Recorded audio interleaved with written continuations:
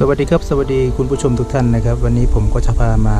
แกะกล่องแล้วก็ทดสอบนะครับเป็นกระทะไฟฟ้าใบเล็กๆนะครับราคา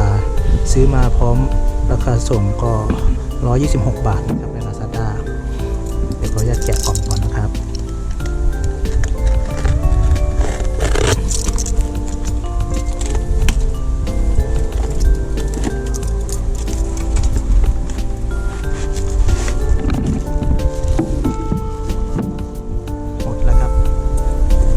มีแค่นี้จริงๆนะครับมีแค่ถุงพลาสติกใส่มาก็มีกระทะชิ้นนะครับแล้วก็สายไฟนะครับแค่นี้นะครับหมดแล้วกระทะก็จะมีปุ่มเปิดปิดนะครับเดี๋ยวเขาเตรียมอุปกรณ์สักครู่ทดสอบแล้วกันนะครับตามชมแล้วกันครับ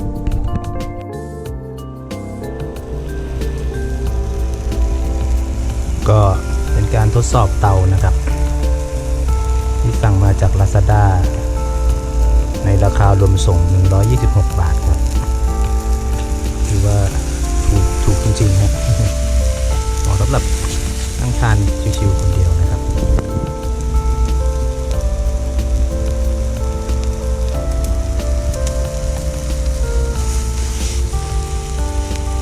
ร้อนเร็วดีนะครับ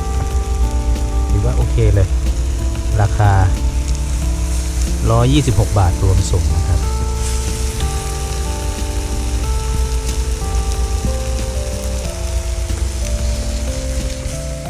มันจะมีตัดไฟอัตโนมัตินะครับถ้ากระทะมันร้อนนะครับไฟก็จะดับไปประมาณ30 วินะครับเมื่อกระทะร้อนประมาณหนึ่งนะครับมันก็จะไฟตรงนี้ก็จะดับไปนะครับการดับไฟอัตโนมัติมันก็จะติดขึ้นมาอีกนะครับ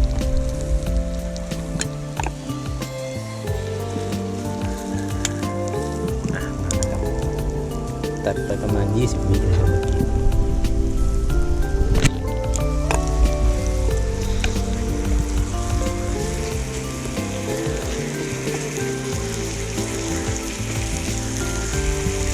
ใส่ร้อนขึ้นมาแล้วครับ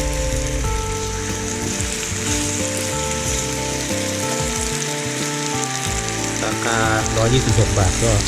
ถือว่าโอเคมากๆเลยนะครับโอเคมากเลย